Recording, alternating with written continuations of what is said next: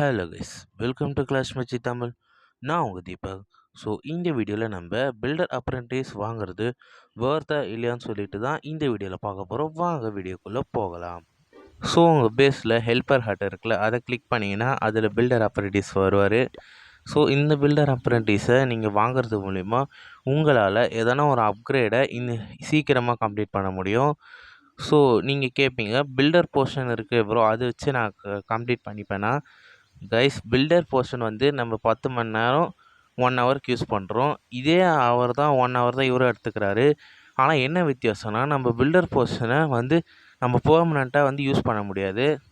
ஆனால் இவரை வந்து நீங்கள் அப்கிரேட் பண்ணி இவரோட மேக்ஸ் லெவல் வந்து 8x ஸ்பீடில் ஒர்க் பண்ணுவார். ஸோ இவரை நீங்கள் மேக்ஸ் பண்ணிட்டீங்கன்னா இதுக்கப்புறம் பில்டர் போர்ஷனோட வேல்யூவோட இவர் வந்து பெர்மனெண்ட்டாக உங்களுக்கு அப்கிரேடுக்கு ஒவ்வொரு 24 ஹவர்ஸ்க்கும் வந்து ஹெல்ப் பண்ணிக்கிட்டே இருப்பார்.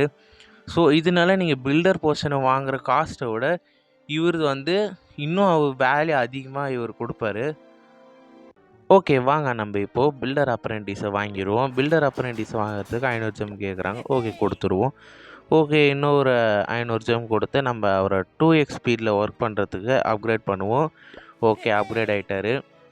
ஸோ இவரை டெஸ்ட் பண்ணுறதுக்கு நம்ம எதனா ஒரு இதில் அசைன் பண்ணுவோம். இப்போ நான் வந்து கோல்டு மைனில் இவரை அசைன் பண்ணுறேன். சரி வாங்க, அவர் கோல்டு மைனில் ஒர்க் பண்ணுறாரா இல்லையான்னு பார்ப்போம். ஓகே இருங்க, அந்த பில்டர் ஐக்கானை கிளிக் பண்ணிங்கன்னா காட்டும். இங்கே பாருங்கள், இதை கிளிக் பண்ணிங்கன்னா இதோ பார்த்தீங்களா, பில்டர் கூட சேர்ந்து இவர் வந்து பில்டருக்கு ஹெல்ப் பண்ணுறாரு. ஸோ இந்த மாதிரி நீங்கள் பில்டர் ஆப்பர்ச்சுனிட்டிஸை யூஸ் பண்ணி உங்களால் வந்து ஈஸியாக நிறைய அப்கிரேட்ஸை கம்ப்ளீட் பண்ணி நீங்கள் இன்னும் டவுன் ஹால் வந்து ஈஸியாக போயிடலாம். ஸோ அவ்வளோதான் இந்த வீடியோ. ஸோ இந்த வீடியோ பிடிச்சிருந்தா மறக்காமல் ஒரு லைக், ஷேர், அப்புறம் கமெண்ட்டில் வந்து அடுத்து என்ன வீடியோ போடலான்னு சொல்லிட்டு சொல்லுங்கள். ஸோ எல்லாருக்கும் வந்து ஹாப்பி நியூ இயர். நான் வந்து ஒரு நாள் கழித்து இந்த வீடியோ போடுறேன், ஏன்னா வந்து லேட் ஆகிடுச்சு, எனக்கு ஒரு ஒர்க் இருந்துச்சு. ஸோ எல்லாருக்கும் வந்து ஹாப்பி நியூ இயர், மன்னிச்சுக்கோங்க. சரி, பாய் கைஸ். நான் உங்களை இன்னும் ஒரு அடுத்த வீடியோவில் சந்திக்கிறேன். பாய்.